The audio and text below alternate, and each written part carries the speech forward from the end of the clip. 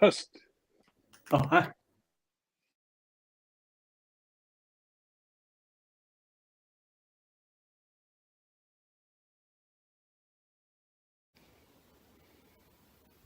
Hey, yo, it's me, Pops Van Marmalade, and you're watching the Comics-Related Madness Network. Uh-huh. So come get some. CromCon. CromCon.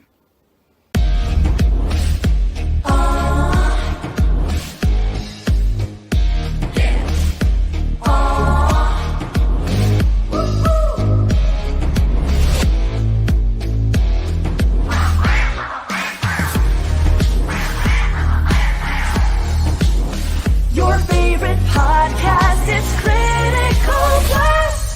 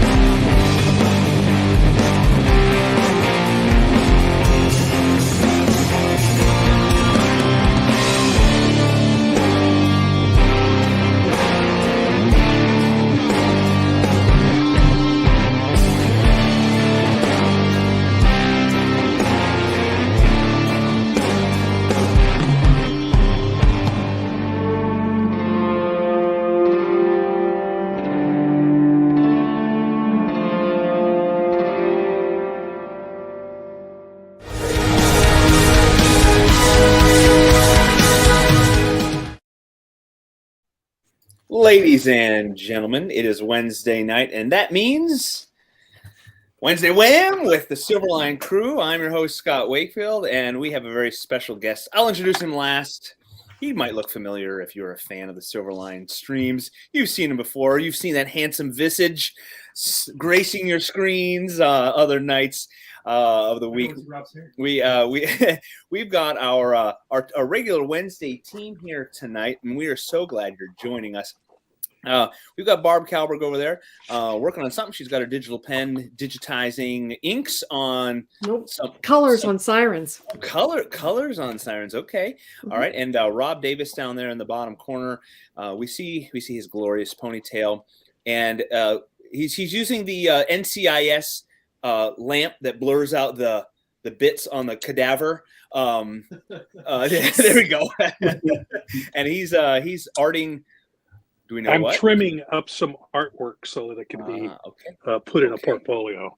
All right, portfolio. And round the horn here, sitting, if you can't tell, through the magic of cinema, across the room from me, but a screen down below, Mr. Rory Boyle. We're getting an echo. We can't quite figure it out. So I'm going to pause and let Rory say hello. Okay, good.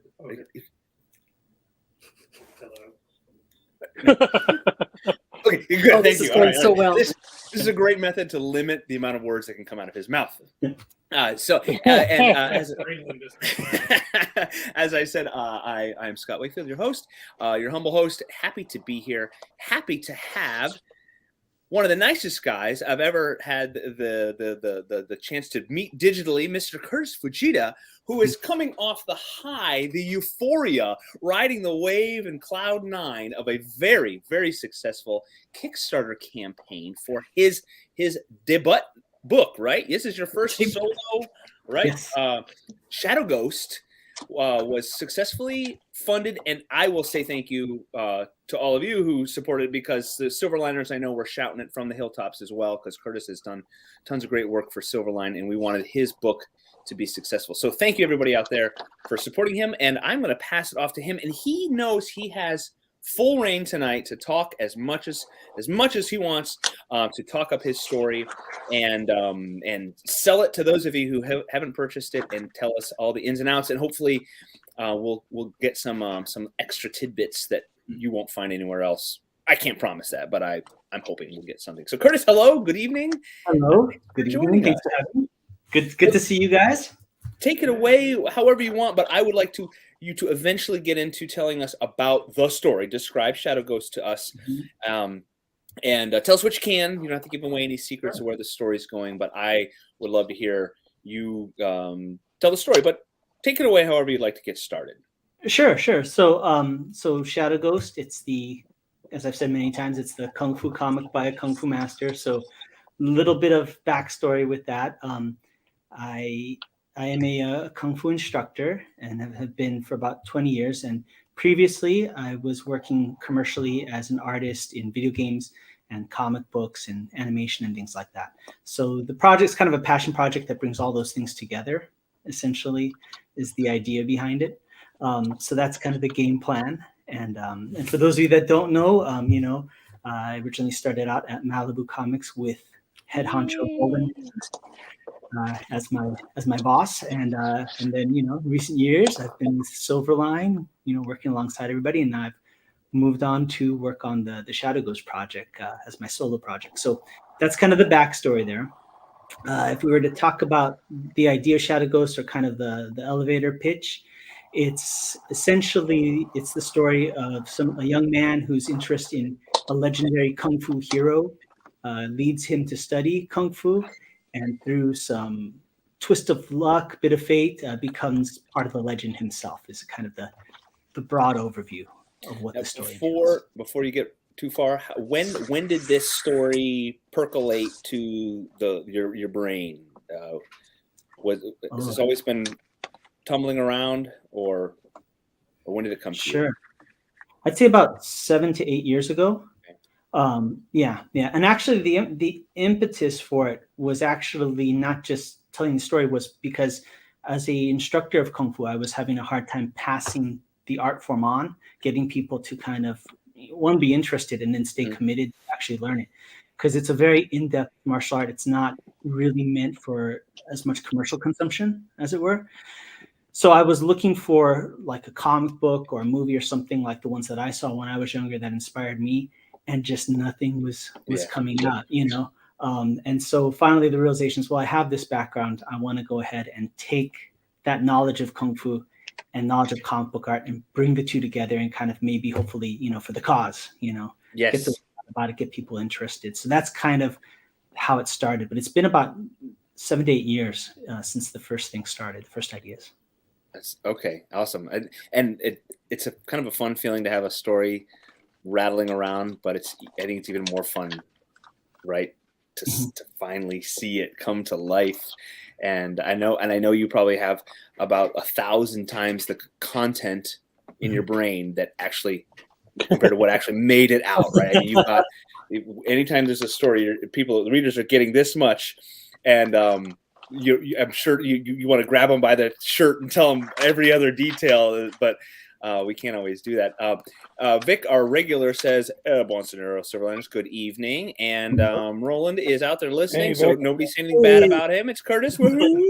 Roland, and Let's see. Okay. Yes, and then yes, we have the Master of Kung Fu Comics. That you might be able to take that title, Curtis. That's fantastic. So, the story. When does it take place? Is it contemporary? Does it take place when in time? Sure, it takes place in in modern times. Okay. In a fictitious, Chinatown, and the story, there's a lot of backstory. There's a lot of kind of world building. So it has a lot to do with this legend that's gone back for centuries, kind of thing. And so anybody that's gotten into martial arts or traditional martial arts, but especially like Kung Fu, because it's so steeped in tradition and lore, we can all recount the legend of how the style that we study came about and all those things. So it really leans deep into that aspect of it. But it's definitely a modern story. Okay. Yeah. And who's your hero? Sure. So the main character, it's kind of an ensemble piece, I guess you could say, but the main character's name is Kit, and he's the newest person at the Kung Fu studio. And it's a Kung Fu studio that has kind of, fallen on hard times. There's not many students. The teachers stopped teaching. And so there's only a handful of students that are actually studying there now.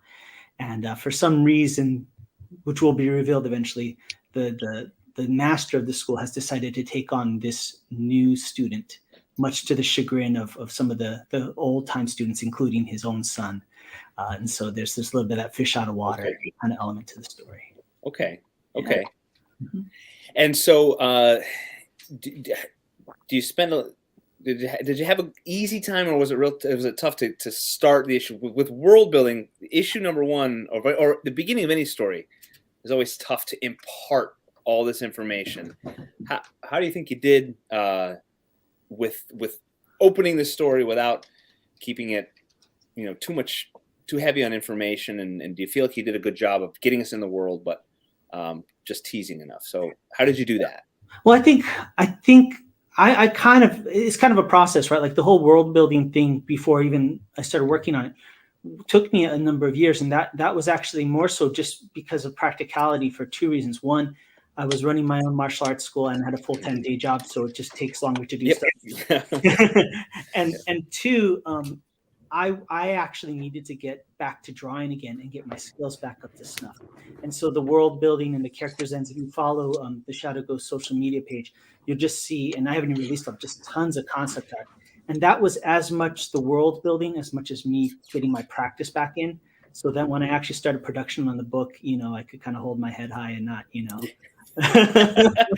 Don't look at that. Yeah. And then as far as the implementation, it's hinted at, in pieces, and more will be revealed as far as what the legend is and what it means and the backstory and all those things. But I'm kind of a firm believer, and I don't know if everybody else feels that way, but like with world building, people and art in general, people feel things even if they don't see it or hear it. They feel it. Like when you read something from Tolkien or you read, J.K. Rowling, or then that work is kind of felt in every nuance of the story, whether or not it's put out there up front, Right.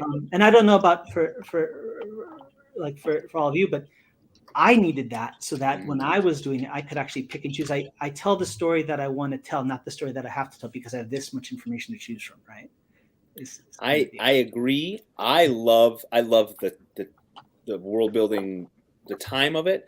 I know, like you said, there are some people who, you don't need it. Just like people who write either seat of the pants or are very, very regimented, very, very scripted.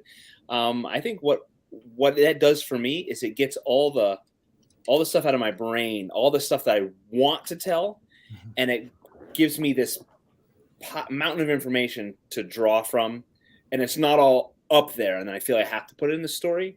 It helps me, and I feel it helps me develop a richer world and richer characters, because I know that my hero, when he was in third grade, got picked on, by a older whatever, or he failed his test. It's not going to be in the story, but that helps.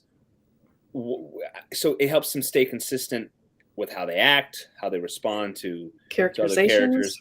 I also like it. Just like I've got buddies who love making characters in Dungeons and Dragons, and they spend time, and they never play the characters, but they like creating them, and it's another aspect to story world, story building, and everything involved.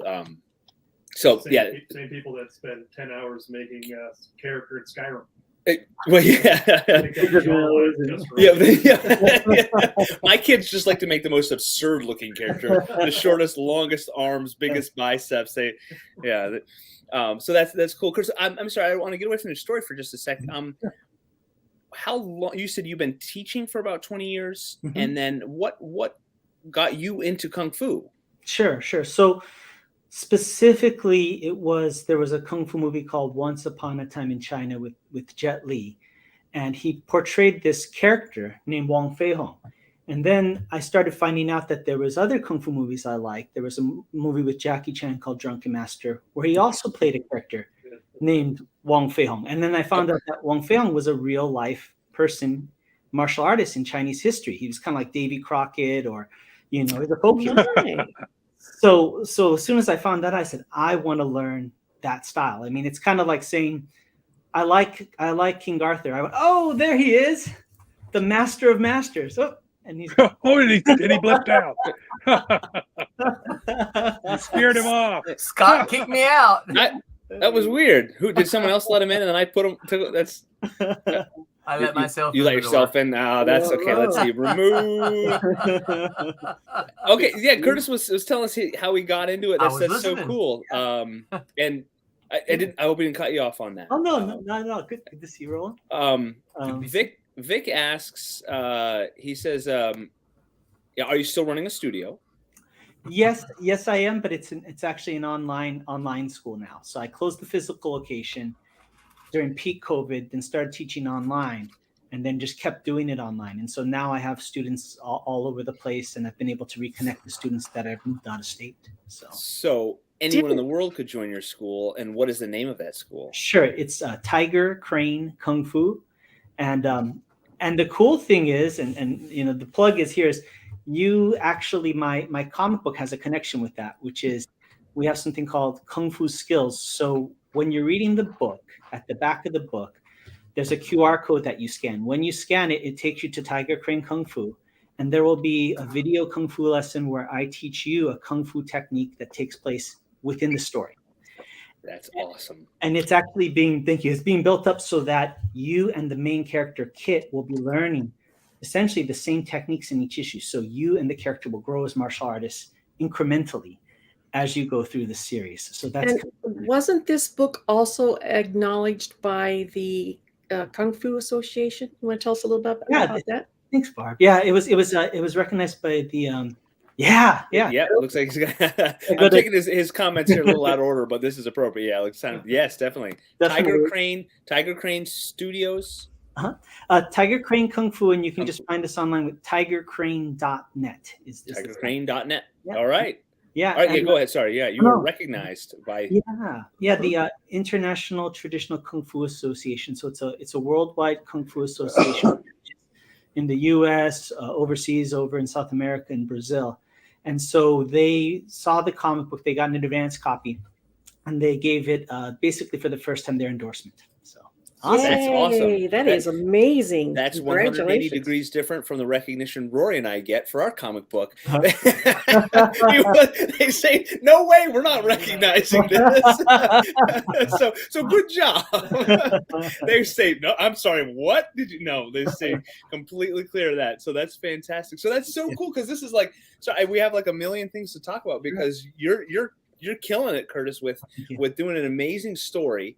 You're creating your world. You've got almost a decade of brain power committed to it, and you've got your real world, your experience that you're putting into the book, which is so cool. And I know we're jumping around here, but you took you've got your QR code that shows people how to do the moves that Kit is learning, but throughout the whole book, you put in real moves, right? Yeah, everything you drew is real stuff. So tell us how you did that, like got the references or got the how did you draw those? What did you have to do to make that happen? Sure. So obviously the reference comes from the experience, I often say it's kind of like if you got and I did essentially all the aspects of the book, from writing to color and inking, penciling, all that stuff. So it's kind of like if you got a comic book team and put them in an immersive course for like 27 years, do martial arts, and invested this time, and then all right, now go make a comic book. Right? So that's kind of where the reference comes from. But that's taking research a little bit too far. Isn't it? Exactly. All right, we've reached 27 years of time to write the book. Exactly. So that's kind of the idea, and the execution was really in the concept art, and I even drew some sample pages before I even fully knew what the story was going to be. And so the format is a little different. It's a little bit old school. There's no splash pages in the book. Mm-hmm. And that's also that I can have enough frames so that I can do everything in context, almost akin to storyboards and in sequence. Yeah. As opposed to what most comic books are, kind of a montage sequence where you kind of piece together the action between the panels, right? So that's kind of how that all of that came together. And then the real hardest part is making each character fight differently, and making their movements match their personality and create kind of specific styles for each of the characters. That'd be tricky in comic book storytelling. Yes, So some body language involved, and that you have to depict, and that sort of thing. Wow. Yeah, because if they all fought exactly alike, it would be awfully hard to have a winner. Right. They'd fight forever. It almost makes me think of, and again, this makes me sound like I have a deep knowledge of all things comic books and Batman, but one of the references that I go to is the Batman versus Grendel pages, when there's panel of the fight. Are you familiar with that? I don't know which issue that is. I'm sorry if Rob knows, but it's it's punch, block, throw. It's cool, and I like that. I like that, and what you're doing is different than the maybe a little bit easier method of storytelling of allowing things to happen off screen. And you do poses, and then the gutter, and then all the action happens in the gutter. Yep. Yeah. Which is that is a method. Comics mostly are. Yeah, that is a way to tell the story, which is fine. That's part of the give and take with the reader and the creators. But I love what you're saying, that, and I've seen Scott McCloud might call that action to action, right? There you go. Hey, excellent point. I was forced to read that book before. Yeah, you were. Love it. Great book. Yeah, and I love the concept art. You keep talking about your concept art, and I've been lucky enough to have been Facebook friends with you for a couple of years now, and you've been feeding it out there, and like this guy here and this place there and concept art there, which is great. It's been fun to watch it all come to life. So sorry, we got Vic's chiming in here, and he's always so great with joining our show. He asks you, Curtis, did you ever read The Deadly Hands of Kung Fu Comics as a fan of comics and Kung Fu when you were younger? Yes. Really? Okay. Yes, definitely. All right. And then, by the way, y'all, today is Vic's birthday. Oh, happy birthday! Happy birthday! Hey! All right. We'd sing, but we don't want to traumatize. He is 16 today. 16. Oh goodness, 16. All right. Yeah. If he's been watching this over the last few years, I think he's already traumatized. Yeah. Yeah, and going back to our creating characters on Skyrim, we got to make a knuckle dragger. You got to have that character that looks like a Neanderthal. And then we're going back a few minutes. Was it World of the Drunk? And he fixed Drunken Master. Is that the Jackie Chan movie you were referencing? Or yeah, it was a Drunken Master 1 and 2. And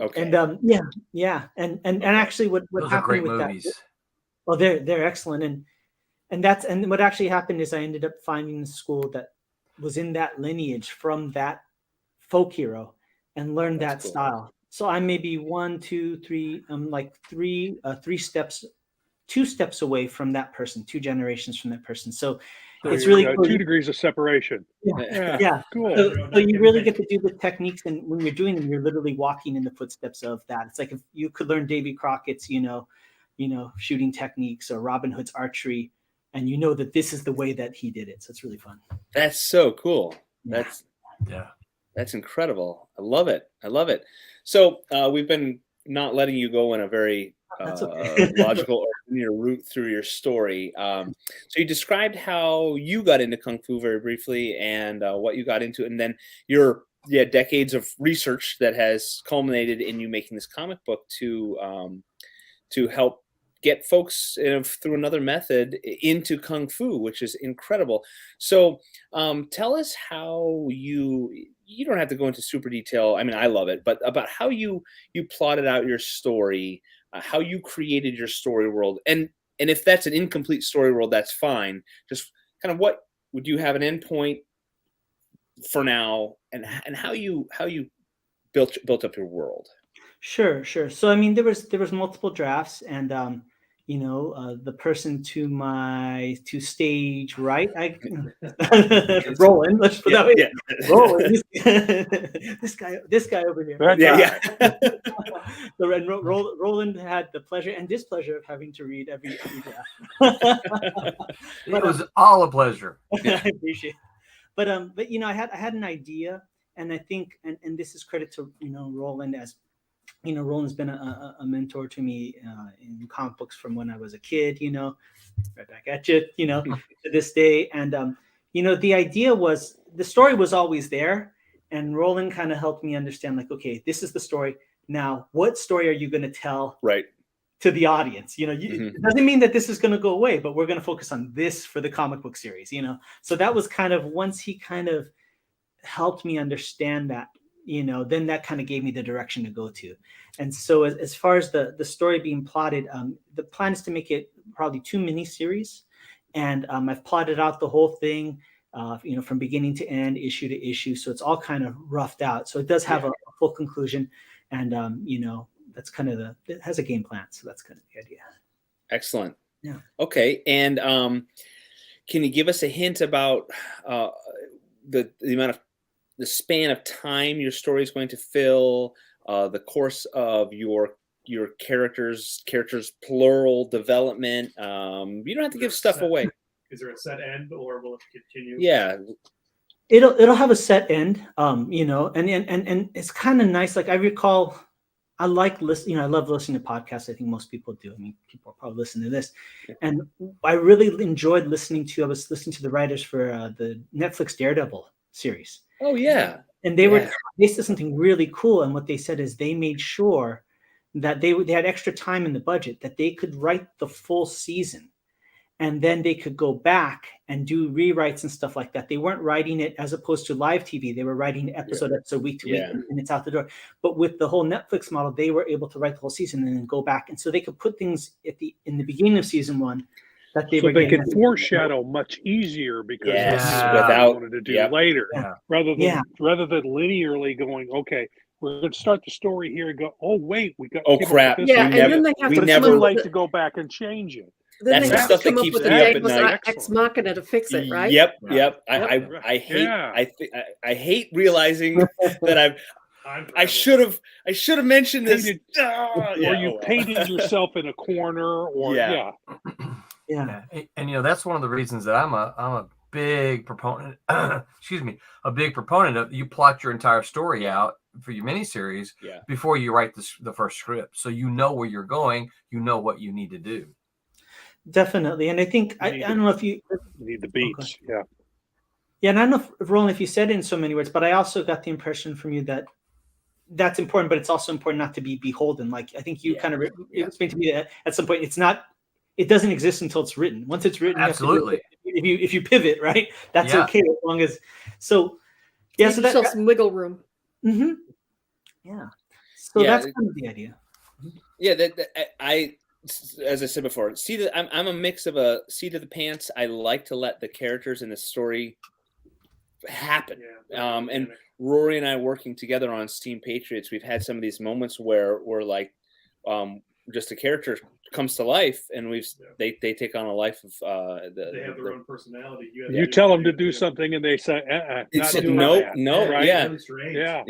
And we've been trying to flesh out another character that hopefully will come to life sometime this year, and he's taken on a life of his own. We can't reveal too much of what that, but it's fun. It's fun. You get your outline. I like that. I like you start with an outline to kind of set the parameters, and then you work within it. And sometimes you blow those parameters out, but you've got a really cool world. So how many main characters do you have in your story? So there's the main lead, and then there's 4 other characters, and kind of the interesting dynamic, really, and this is tied to Kung Fu and kind of coming up in that tradition, is so in Kung Fu, and I've said it before, it's a Chinese martial arts, so it's reflective of Chinese culture, Confucian culture. Whereas when you look at traditional martial arts like from Korea and Japan, they actually come up more of the military tradition. So that's why when you look at those styles, they have belts, they have ranking, because that's a very militaristic kind of structure and organization. Kung Fu is built on the idea of a family structure, which is very Confucian in nature. So there's no ranking or anything like that. There's a curriculum, but you adhere to the laws of familial ties. And so the idea behind that is that, people that start at the school after you are your juniors, are your little brother, little sisters, regardless of age. And the people that were there before you, even if it was a 4-year-old that started yesterday, that's your big brother, you know? And the funny thing is the word for a teacher in Kung Fu is Sifu. It means father teacher. It's combined from those 2 words, father and teacher, as a hybrid word. Huh. And so I always say, since all Kung Fu schools are families, all Kung Fu schools are families, but all families are dysfunctional. Yeah. So, not mine. Nope. I don't know about you. And so if you've been at a Kung Fu school, that's a huge thing to navigate. I won't go too far into it, but I had to navigate that a lot, especially not being from Chinatown, stuff like that. You have to know how to work that system. You know how to respect people, and it goes from top to bottom. And in every interaction you have, if you go out to tea, even with your Kung Fu classmates, you go for like brunch. We call it dim sum, which is like a brunch. And there's tea. The most junior person has to know while you're eating who's the highest person, which would be the Sifu, and who's the lowest person. And you as the lowest person have to be serving tea in the hierarchy order and make sure nobody's cup goes to the bottom. And it's this subtle thing. Wow. Yeah. That is cool. It is. I mean, it's funny too, because like in the military, Discipline. thinking of So it's discipline. that discipline too. It's not quite the same. I get what you're saying about the differences, but always knowing, for instance, in the military, who walks to your left, who salutes, it's always having that mindset. Military is, you're right, much more regimented. It is a respect, but that family element it's interesting. Vic says this, and I don't know. Japanese jiu-jitsu for samurai to be deadly without weapons. Is there a similarity? I believe so. It's for the battlefield, and that's why there's a lot of throws because of the armor. Hey, Brent's here. Brent. Hey, Curtis. Hey, everybody else. All right. Speaking of jiu-jitsu. Thank you, Roland. And then, I don't know what Vic said, military base. You might want to, is that the jiu-jitsu or is that the other? All your base are belong to us. Thank you, Rory. We're as we knew, our time is flying by. We're past the halfway point, and I don't want to miss the opportunity. I do love the storytelling element, because that's my heart, to hear about you creating stories and your characters in your world. But you had an awesomely successful Kickstarter campaign that just ended. What about? I want to hear about that. Two weeks ago? Was it even 2 weeks ago? Yeah, about 2 weeks. Yeah. And you set your goal of how many monies? 3,300. Okay, and you hit it by a little more. Yeah. By reaching about. We got about 263%, so it's 8,600. That's well done. That's fantastic. That is a little bit. So, setting out, were you all primed and prepped for that 230 some percent beyond your goal, or did that catch you by surprise? It was an interesting thing, because I always like to be prepared and take time. And so I was trying to get everything in order, like get all my promotional materials and all these things together and have it just like this huge thing and plan out the whole campaign before it even started. Mm-hmm. But what happened is my buddy and Patrick Lugo, who's another comic book artist, He and I we do our own podcast or show called Comics Fu Show, and Patrick was going to start the second campaign for his Kickstarter. So Patrick said, "Why don't we team up and launch at the same time, and we'll have separate campaigns, but we'll back each other up." But he set a firm deadline for Chinese New Year, which was like the first week of February. And so I was in panic mode, but I thought, well, the thing that made it so enticing is Patrick is the art director for Kung Fu Tai Chi magazine, like the leading Kung Fu magazine. Okay. So I knew we would have a lot of crossover, so I pushed for it. And so I was about as ready as I could be. Yeah. But I think I was mentioning to Roland the other day, I was prepared for like the first week or so, and then it just got to the point where it was like, okay, I can be prepared for the next day, and then it was like, okay, I can be prepared for the next hour, and then the next day, I'm behind on XYZ. Yeah. And if I was talking to Patrick today, if you watch our Comics Fu Show, we released a new season to tie in with our campaign, and I was looking at the footage. You can see us aging. Like the president, right? Sure. And then at the end we have that, what they call it, that 500-yard stare at the end. It's just like the shelf. That's fantastic. That's fantastic. And even just regardless of it being a Kickstarter campaign, clicking save, and then sending it off, fly, little bird, and knowing that's it. It's scary to see it go out to the world. But walk us through just the steps you took to prepare. Oh wait, I'm sorry.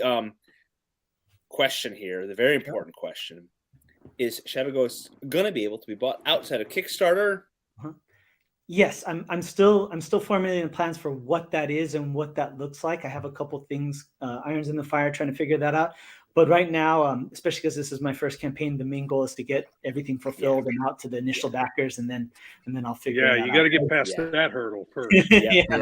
And for those of you out there who just one of the great things about Kickstarter, which we love here, and we Roland and Silverline has, Roland, I'm gonna move your face is I gotta move that Wednesday to. There we go. There we can see your beautiful face. Okay. You didn't need to see my face. He was wearing a mask.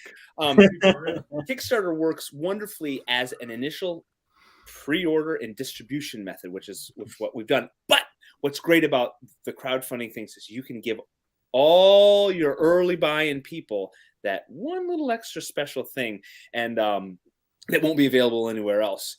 So I know, Curtis, you did that. So folks out there, when anybody does a Kickstarter campaign, know that that's your opportunity to get that thing that you'll likely not be able to get it ever again. And good crowdfunding creators will, of course, do that. They will offer a thing that's your only opportunity to get that. And that's kind of a cool thing, especially in the small world of the independent comics world, where we can find out what you like, what people want, and offer that little extra.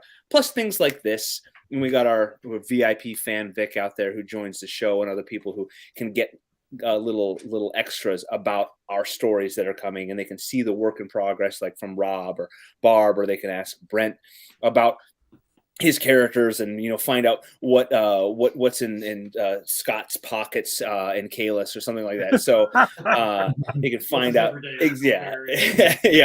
what sort of pocket knife he carries, or what he eats for breakfast, which is his enemies.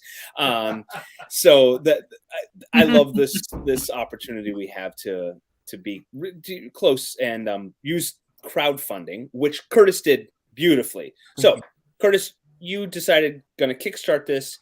What steps did you take to promote it, and then to lead up to it, and then during the campaign, how did you get? Because I was watching what you're doing, and I was like, I'm seeing Curtis like everywhere. I mean, I was expecting to see you on a billboard, up here on Route 90, but you were doing an awesome job. So go ahead. What was your plan, and what did you do? Well, I definitely took it like campaign trail, like a politician. Like I knew I was about to get on that campaign trail, got to kiss some babies, the whole 9 yards, And so I prepped a lot of material even at the beginning. Like I was planning it even at the concept art phase. So like you'll see in the Kickstarter video, there's an establishing shot of Chinatown, and you'll see this kind of subway train going through it, animated.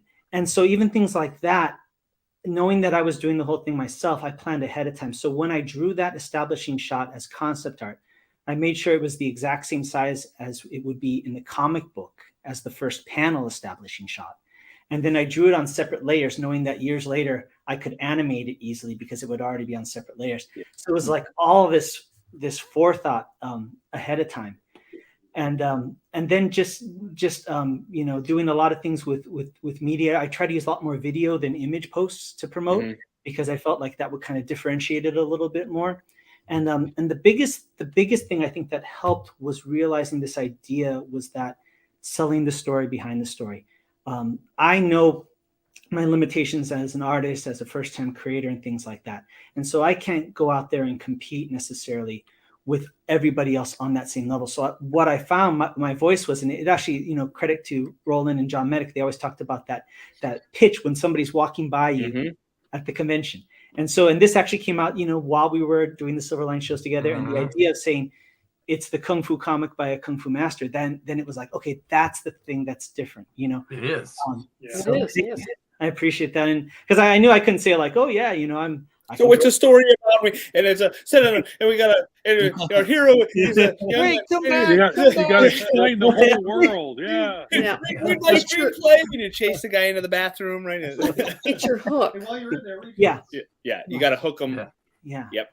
And Roland does a good job at shows. His question he told us asks if you like comic books. First of all, you're going to weed out the grandma that's just there with her grandkids. You're going to weed out the cosplayer who just wants to walk around in a bunny suit, and then you're going to find, like, if you get someone, are you interested? You like comics? And then find the most unlikely people, because I have met a nun who collects comics. Rory's got a Catholic connection. But yeah, you hook them with just the easiest knot. It's a story about, well, if you like, it's a mashup of Are you familiar with? Pops says, hey, I don't know, do we? Hey, Pops. What's up, Pops? And he's saying, spread the love, circulate those tapes. I mean, share the stream. Thanks, Pops. Be kind, rewind. Vic saying, hey, Pops there. And Vic's asking, he says, I know the Comics Fu show has been on the Mantis Network recently. Yep. Yeah. So everybody out there, take search for Curtis and his awesome show. And we got let's see, what do we got here? Oh, yeah, Curtis punching 7 dust flying his Instagram post. Yes. Yeah. Did a fantastic, thank you, Vic. Yeah, so you had everything prepped, primed, and ready. You use videos, and then how long did your campaign go? Was it 2 weeks? It was a month. It was a month. Okay. It was actually a month. Yeah. And then that's why we brought the Comics Fu show out of retirement, because figured it would help promote, and we were able to keep showing our trailers and things like that. And just if anybody gets a chance to check it out, one of the episodes two of the episodes I'm the most proud of was we got an interview with David Quinn. So we had David Quinn on from Faust and Doctor Strange. And then the one that really blew me away is at the last minute we got Jeff Dara to come on. And oh wow. Yeah, and it was wow. We were up to all hours because he's in France, and just had an amazing time talking with him. The nicest, coolest guy. And both of them I was a little nervous about, not only because of their skill, but like the ultra violence of their stories. It's like, who am I going to talk to? They're the nicest, sweetest people. So. Yeah. Do you think that the month-long campaign is more effective than a shorter 2-week campaign? I guess I would have to do both to find out. But for me, it worked. I think the thing is if you have a plan and if you have content, I think if you don't, then it's probably going to be hard to get through that campaign. But I did see other campaigns that were running alongside us, and some were martial arts related and things like that, and they had a really hard time. And it was actually, some of them were actually doing longer campaigns, like 60-day campaigns. Oh my God! I can't even imagine the energy to do that. I know, man. Yeah, and kill me now. Buy my book. Buy my book. Yeah, and I think it helped that I think it helps having that time limit, because it makes people not indecisive. Yes. I as owning my own business and teaching martial arts, I can't tell you how many people over the years would say, "Oh, I'd come to your martial arts school. I'll come." but there's no deadline, right? But the thing with this comic book was, okay, it's only available now. Yep. You know, and you can say, hey, you only have 2 days. You only got a week. Or you got to. Yeah. It is a funny phenomenon, especially with like your mom. Or your buddies, and you're like, "Hey, have you bought my book yet?" Yeah. Yeah. How much time do I have? Yesterday. Right. Yeah, Yeah. well- Tommy and I talk about that a lot, and they're like, "Would you just give me one?" That's not the way it works. Yeah. Sign it. Yeah, sign it. Can you Why sign don't it? you and just spend- give me $1 million? Yeah. Just give me. Yeah. I'm very people ask, fortunate to have a lovely son that always pitches into the Yeah, what my mom handsomely. My mom gives me her credit card number, and I log in. I create an account for her. Yeah. But you're right, Curtis. Having the parameters, setting the deadlines, and then what other? Like I said, I was seeing you everywhere. I know we walk in a lot of the same digital circles, Sure. which is great. But you were doing a great job without being spammy, and without being annoying. So tell us what you did. What was your tactic? Well, the first big step was to get over not being afraid of being spammy. Yeah. You know, and then the second thing was always to have something different every day, and even different types of things. And that's actually where the concept art came in. Where I still have a ton of concept art, where I could use those on the off days or when I needed more time to produce videos or things like that. And I throw the concept art, and I just try and do it that way. And the cool thing was, because I walk both circles, comic books and Kung Fu, I would pace it out. So maybe I would go to the comic books places and post then. And then the next day I would go to the Kung Fu places, so that there was a little bit of a break between the two. But the funniest thing started happening is I actually started doing campaigning. I went to heads of Kung Fu organizations that I've known for decades, talked to the heads of them, said, hey, can you put the word out? And so they have email lists of hundreds of people that go to tournaments. And then I even went to meet my friend who's a film producer, who was in from Belgium. He's Jean-Claude Van Damme's friend. And so I went and met him in person. He's Jean-Claude Van Damme. Yeah. He's a friend. Yeah. That's cool. So it was, but literally sometimes for me, the campaign was sometimes literally driving somewhere and meeting somebody. Yeah. And doing that. So it just being relentless and but not being aggressive, if that makes sense. Not being annoying. It's a fine line. Yeah. It's a fine line to walk. Yeah. You're professional. And I say this like I'm like a sage of all of this, but Roy and I did similar. We have the beauty of American history and steampunk, so we try to get those. And like we joked, really, I mean, we did reach out to legit like historical locations, and they I'm sorry, this isn't real history. Well, we try. And for all we know, maybe the guy we emailed bought our comic. I have no idea. But reaching out to finding out what overlaps, it's called guerrilla marketing. It was right. Yeah. Yep. Who is interested? Who might? I know in the 80s there were a lot of books on it. Yeah. Yep. Yes. And so I remember that. Yeah. Yeah. Curtis, your hard work obviously paid off, and you can. It was a fantastic job, and I saw what you were doing on social media and so forth, and it was a fantastic job. And you clearly put the extra effort into it, and it was notable, and it showed through that what it said was too is this story is worth your time. This story is not junk. I put my heart into it. Thank you. May I ask a question? Yeah, shoot. So make it short. So here's the question I've been just dying to ask you. Yeah. Because you have been a big part of. You've seen a lot of the Silverline campaigns. From day one. Yeah. You ran this one from beginning to end. Yeah. What would you say is kind of a two-part question? What would you say is kind of your biggest takeaway from it, and then what would you say was maybe your biggest surprise? Like, holy crap, I didn't know this. I mean, good or bad, but holy crap, I didn't know this. And then also your biggest takeaway. Sure. So my biggest takeaway and my biggest what was I'm sorry, the first part was the biggest your biggest takeaway from it, right? What do you think maybe your biggest learning thing? Yeah. And then what was maybe something that kind of shocked you in learning? Sure. So one of my biggest takeaways was how important it was, and I kind of went to it knowing this, but just how important promoting is, and leaving no stone unturned, and follow up with things like and just whatever I heard, whatever small thing came up, like Mike Barron, right? I met him on a podcast once, and he said, it was over a year ago. He said, hey, because he knew I did martial arts, he said, oh, we should share books one day. So a year later, I had an advanced copy, and I wrote to him. I said, hey, a year ago you said, do you want it? Do you want it? And he said, yeah. So I sent it to him, and then as soon as it was in the mailbox, I was like, why did I do this to myself? Because I'm gonna get an email back saying, don't ever give me. But Yowza, your karate sucks, Curtis. He wrote me back, and he said, I like it. He goes, here's some things that you may want to work on. He goes, but I love the martial arts, and this is this.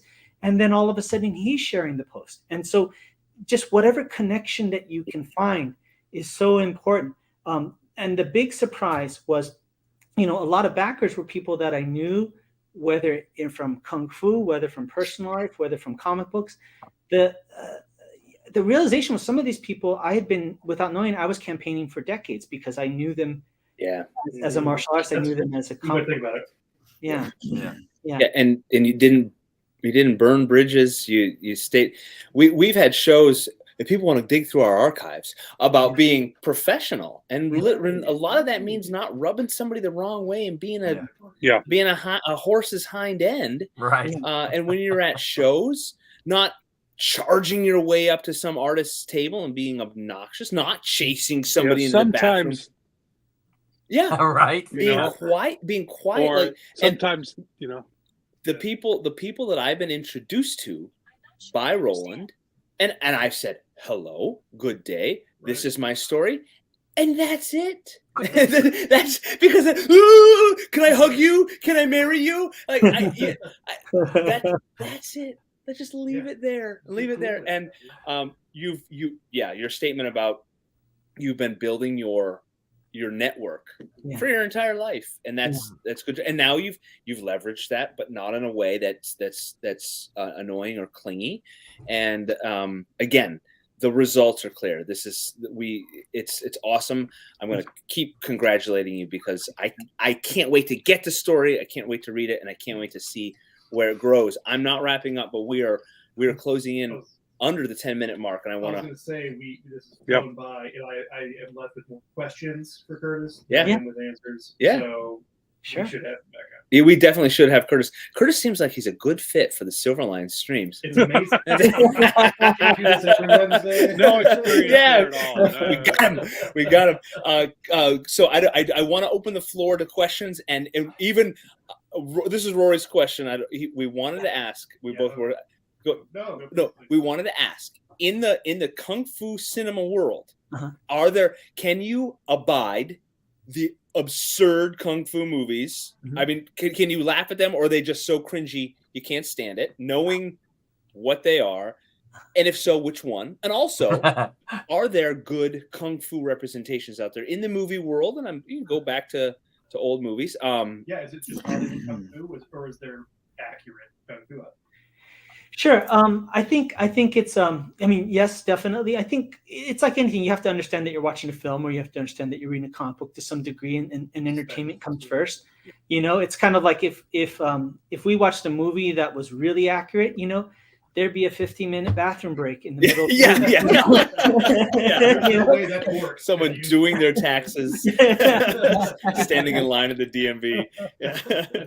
Definitely. But I think even the more far-fetched ones, if the martial arts is good, the choreography, the motion is good, then it can be outlandish, because a lot of things in Kung Fu, there are some pretty crazy stuff in there, and some of it is aspirational. You got to know what's inspirational, what's aspirational, right? And so that's really what it is. I love all of it. And if there was one series that I really like, it's actually the only one that my teacher likes. It's a TV series called The Heaven Sword Dragon Saber. I think it's on Amazon right now, and it's Say that once more. The Heaven Sword and Dragon Saber. Okay. And it's been deemed as the Chinese Lord of the Rings. It's like kind of like Crouching Tiger, Hidden Dragon, the wire work and all that. But the stories and the themes that they talk about and the ideas are actually within Kung Fu. They're just not going to be as audacious in real life. But that's a great series. Excellent. Okay. Good to know. Yeah, Crouching Tiger, I saw in the theater. I loved that movie. I loved that movie. That movie, it moved me. Like, and I watch it every other year or so. I love it. Love that movie. So, Vic's asking, did Howard shaken by one? Do you know? Oh, that would be a dream. An honor, Howard, if you're out there. And Tommy, Mr. Florimonte, he's late. Yep. All right, let's start over. All right, good evening, everyone. It's Wednesday, Wham, and we have our guest here. Okay, and Vic. Sorry, we are cutting our show down to an hour. A little more digestible. We maybe need to talk about our opening up the second hour, Rush Limbaugh style. And then Curtis he's asking, have you ever watched Kung Fu from Beyond the Grave? Wait. Well, he's not dead yet. Curtis is still with us, Vic. He's determined. No. Or is that a show? I don't know. Do you know what that is? Do you want to? Kung Fu from Beyond. I think it's a movie. I think it's a movie, but I haven't seen it. I haven't seen that movie. Don't know. Kung Fu from Beyond the Grave. What a concept! Yeah. Kung Fu zombies. a lot of body parts being pulled off. Hey, I got a question. Go for it. What's up, Brett? Curtis, okay, so this is actually something I've run into with and Kalis in particular, because Scott, the main character, has some martial arts training, and as I was describing it for my artist, I don't know how to draw. I kept thinking of a really good knife disarming move or something, and realizing I can't have him draw it, because it would, in order to really communicate what the whole move was, I'd have to have at least like 5 panels. Yeah.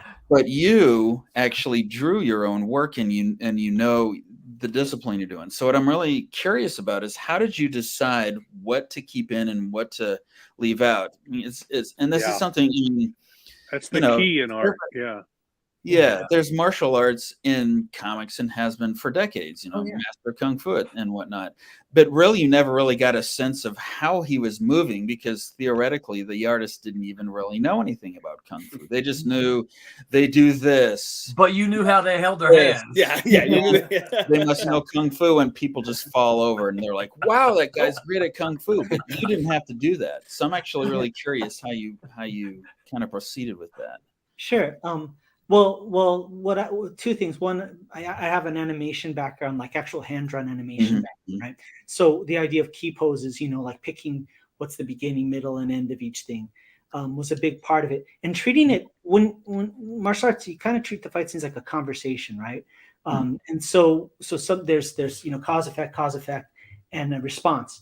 And so that was a big part of it, was just kind of setting it up where I would determine what is the attack, what's the counter to that, and sometimes I would do that in the same frame, and then in the next one. And a big part was the panel structure. The book is essentially built on, I believe it would be like an 8 panel grid, is essentially what it's built on. So that allows that structure. And what I found that was really interesting is it created a rhythm. And so if you look at the way the book's structured, there'll be one panel here, one panel here, one panel here, one panel here, and then a double panel at the bottom. And so that creates a certain cadence where it's, attack, defense, then counter strike, something like that. So that would probably be the best way to explain it. And you can always pick the movement in terms of like a baseball batter swinging. You can do it before, in the middle, or at the end. Yeah.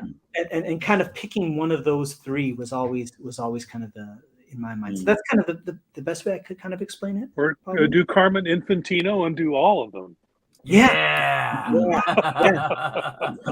Definitely. Motion lines, baby.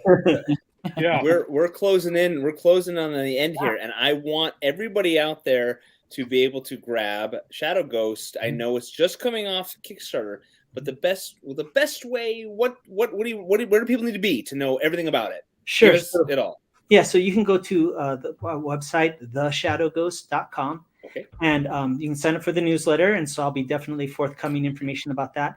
And I just happen to be honest, we also have our Shadow Ghost merch store, so you can check that out too. So the Shadow Ghost. Can you show that again? Once more. Sure. Yeah. So this is the Shadow Ghost logo. Right? That's cool. That's very cool. Okay, and theshadowghost.com, and we'll put that on our Facebooks and so forth. We'll and in the comments for this show when we're all set. You have a great Instagram too. Yep, and on Instagram, what are you? Yes, Shadow Ghost Comic, one word, and also on Facebook, and all the socials are on the website. So if you just go to theshadowghost.com, you can find everything. Excellent. Again, I don't want to cut you short. Yep, beautiful. Look at that. Okay, well, so important question from Tommy: in a true Kung Fu Ninja battle, who would win, Brent or Curtis? Oh man, I'm sorry, Brent. My money. Hi. Can I vote for Curtis? Well, I think because I wouldn't get hit. I think the only person that's the most familiar with ninjas is the person above me, Roland Mann, creator of Cat and Mouse. So I would have to give it to. Oh Roland. yeah. Authentic, very Yes, female ninjas too. Cajun ninjas, Southern Cajun. Vic says, "Yeah, Kung Fu zombies are already taken." Oh, all right. Let me scratch that off the list. Okay. Oh gosh, sorry, Vic. We're wrapping up. Hand-to-hand weapons. Is it? What do you got most? You mean mostly? What's in the story, Curtis? In the book? I think he's probably asking hand-to-hand or weapons from Curtis and Brent. Oh, for Curtis and Brent. Oh yeah. Don't let Brent pick. He'll pick like a blunderbuss or something. I don't know what. Are you asking? Dodge this. Non-violence. There you go. We all just get along, man. Seriously. Yeah. Sorry, Curtis chooses violence, and you win. He wins. Hey, it is 9 p.m. here on the Eastern time zones for everybody out there watching in the universe. Aliens streaming online from Mars. Thank you for joining us, Curtis. We want to have you back because we want to talk more storytelling. Sure. I love the craft. I want to hear more. Pick your brain about how you developed your story. We'll figure it out. Everybody out there, thank you for supporting Curtis's Shadow Ghost story. From Silverline, he is near and dear to our hearts. We love him. Give him hugs and virtual kisses. And we have Kickstarters coming up. Follow all of us all on the socials. And it's 9 p.m. I'm gonna get yelled at. We say something. Make mine Silverline. Good night, everybody. Wait, I'm going to keep talking because I have to go to our banners and our brands and our Wednesday end stream. And good night, everybody. Good night. I'm April Hunter. Make mine Silverline. All right.